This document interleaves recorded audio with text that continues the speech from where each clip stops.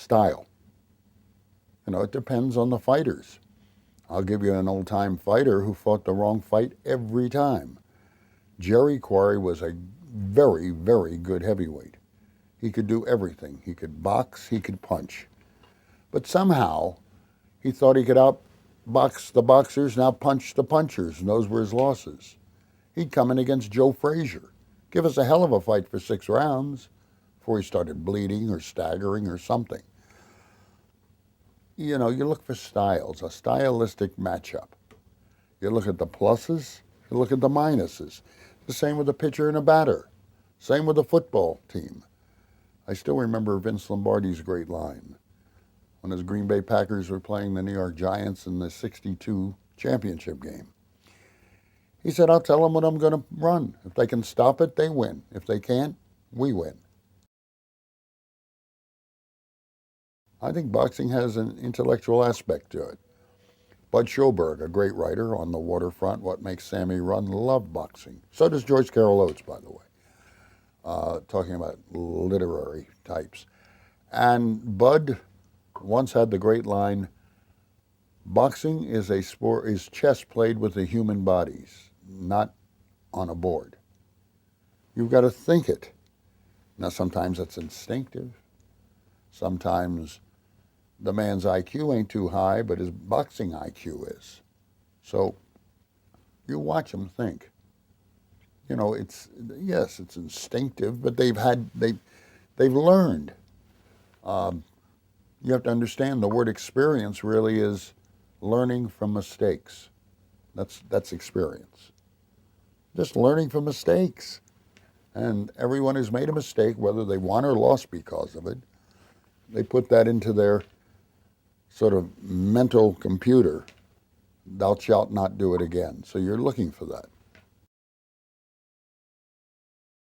Several. Ali, Joe Louis, Floyd Mayweather, yes. Films of Barney Ross, films of Benny Leonard. These are intelligent fighters. Some have other attributes. Ray Leonard had probably the fastest hands I ever saw.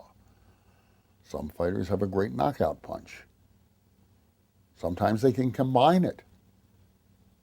So you're looking for a skill, and will they, meaning that person, be able to impose that skill and their will on their opponent? That's why, to me, boxing is one of the most beautiful sports in the world. It's mano a mano. It's like I once asked George Foreman, I said, George, were you ever interested in football? He said, no. I said, why? He said, I didn't want to be hit by somebody from behind. In other words, they're there. No, he said he was. Muhammad Ali said he was the greatest. I don't think he was the greatest. I wrote a book called Boxing's Greatest Fighters. I rated him 1 to 100. I think I have him number 6. But this is pound for pound, not just heavyweight. So I have him the second highest rated heavyweight after Joe Louis. Because his Ray Robinson, Sugar Ray Robinson, number 1. He could have been number 1 through 12, but I had to put another name or two in there. But I saw Ray Robinson throw a knockout punch going backwards, which is like Nolan Ryan throwing a fastball falling to second base in terms of leverage.